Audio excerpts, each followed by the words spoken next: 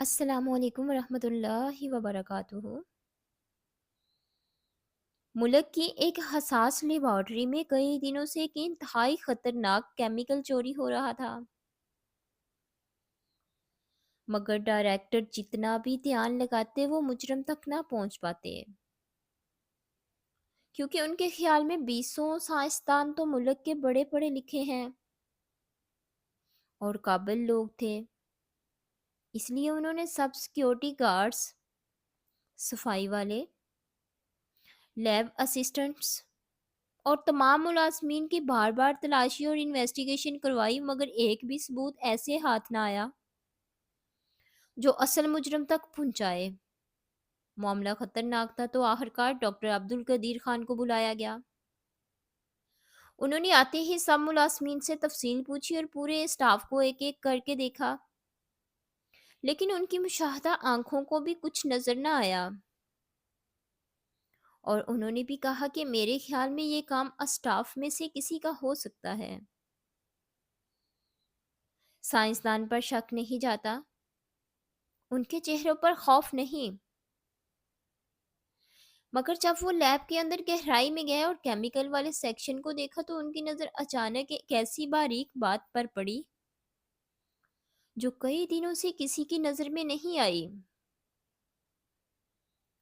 وہاں رکھا ایک حساس کنٹینر دوسری قطار کے کنٹینروں کے مقابلے میں معمولی سا جھکا ہوا تھا، جیسے کوئی اسے روز کھول کر دوبارہ رکھنے کی جلدی میں ہو۔ حالانکہ اس حصے میں ملازمین کا آنا منع تھا اور صرف سائنسدان اپنا کوڈ لگا کر اندر جاتے تھے۔ اس چھوٹے سے جھکاؤ نے ڈاکٹر عبد القدیر کو چونکا دیا۔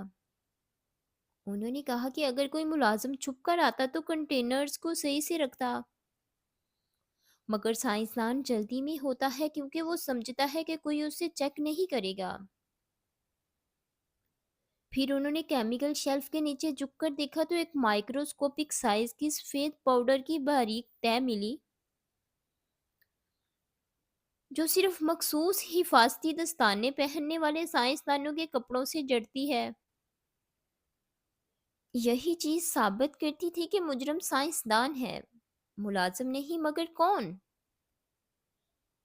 اتنے میں ان کی نظر ڈسپوزل باکس پر پڑی جس میں تمام سائنسدان اپنے استعمال شدہ دستانے پھینکتے تھے۔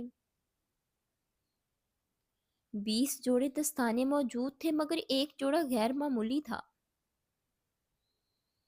اس کے کناروں پر وہی پاؤڈر زیادہ مقدار میں جمع ہوا تھا، جیسے بار بار ایک ہی جوڑا جلدی جلدی پہنا اور اتارا گیا ہو۔ ڈاکٹر عبد القدیر نے فوراً کہا کہ سب سائنسدانوں کو بلاؤ۔ جب سب آ گئے تو انہوں نے کہا کہ ہر شخص اپنے کوڈ والے دستانے یہاں رکھ دے۔ صرف ایک شخص حمزہ کے دستانے کا سائز اور لچک وہی تھی جو ڈسپوزل باکس والے دستانے سے ملتی تھی۔ حمزہ خوف سے پیلا پڑ گیا، اندر لے جا کر جب اس سے سخت لہجے میں پوچھا تو وہ ٹوٹ گیا اور روتے ہوئے کہنے لگا کہ سر میں چور نہیں تھا، میرے بیٹے کو اغوا کر کے مجبور کیا گیا تھا۔ ایک بیرونی سائنسدان نے دھمکی دی تھی اگر میں اسے روزانہ مخصوص کیمیکل نہ دوں تو وہ میرے بیٹے کو مار دے گا۔ اس نے مجھے منع کیا تھا کہ میں کسی کو نہ بتاؤں۔ میں اپنے بچے کے خوف سے مجبور ہو کر ہر رات تھوڑی مقدار میں کیمیکل نکالتا اور دے آتا تھا۔